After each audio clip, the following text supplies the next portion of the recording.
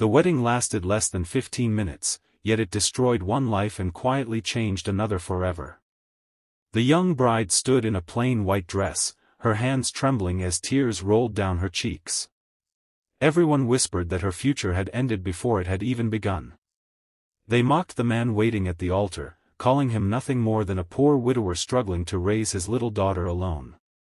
No one knew that the man everyone pitied was hiding the greatest secret in the nation, and the woman forced to become his wife was about to discover that true wealth could never be measured by money alone.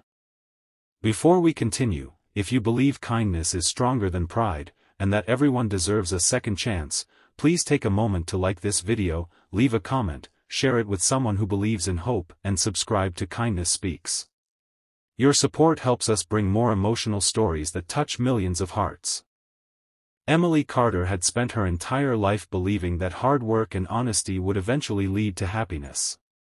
She grew up in a small town where opportunities were rare and dreams were often replaced by responsibilities. Her father had passed away when she was only 12 years old, leaving her mother with mountains of debt and endless worries. Emily became the kind of daughter who sacrificed everything without complaining. She skipped college so she could work 2 jobs, cared for her sick mother, and ignored her own dreams because survival always came first. Despite every hardship, she never stopped smiling. Everyone who knew her admired her gentle heart, but kindness does not always protect good people from cruel circumstances. When her mother became critically ill, the hospital bills rose beyond anything Emily could afford. Every bank rejected her loan applications, every relative turned away, and every friend apologized that they could not help. Just when hope seemed to disappear completely, an influential businessman named Victor Lang approached her family with an unbelievable offer. He promised to pay every medical expense, erase every debt, and provide financial security for her mother. The only condition was one that shattered Emily's heart. She had to marry a man named Daniel Brooks, a struggling single father who lived on the outskirts of the city with his young daughter.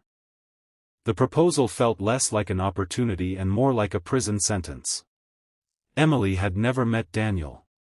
Rumors painted him as a poor handyman who barely earned enough to feed himself and his child. Some claimed his wife had abandoned him after realizing he would never become successful. Others insisted he carried endless bad luck wherever he went. Victor spoke as though Daniel should feel grateful that someone like Emily was willing to marry him. With no other way to save her mother's life, Emily quietly accepted the arrangement, believing she was sacrificing her own future for the person she loved most. On the wedding day, the guests looked at Daniel with open disrespect. His suit was old but perfectly clean. His shoes showed signs of years of use, yet they had been polished carefully. Beside him stood a tiny 6-year-old girl named Lily, holding a bouquet almost as large as herself. She smiled at Emily with innocent excitement, unaware that the adults surrounding them viewed the marriage as a tragedy. Emily noticed something unusual during the ceremony. Daniel never appeared embarrassed by the insults directed toward him. He accepted every cruel stare with calm dignity. His eyes reflected sadness, but they also carried remarkable confidence, as though he understood something nobody else could see. That quiet strength confused Emily, but she was too overwhelmed to think deeply about it. After the ceremony, there was no luxurious honeymoon or grand celebration.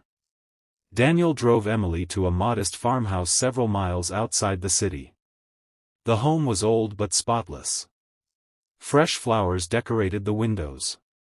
The garden was filled with vegetables, fruit trees, and colorful roses. Everything reflected patience, care, and love rather than wealth. Emily expected misery, yet she found peace instead. Daniel never demanded affection or obedience. He treated her like an honored guest rather than a reluctant wife. Every morning before sunrise, he prepared breakfast for Lily and Emily before leaving for work.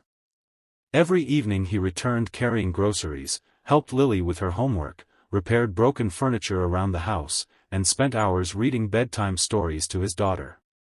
Emily had never witnessed a father so completely devoted to his child. Lily slowly became attached to Emily. the little girl had spent years missing the warmth of a mother's love.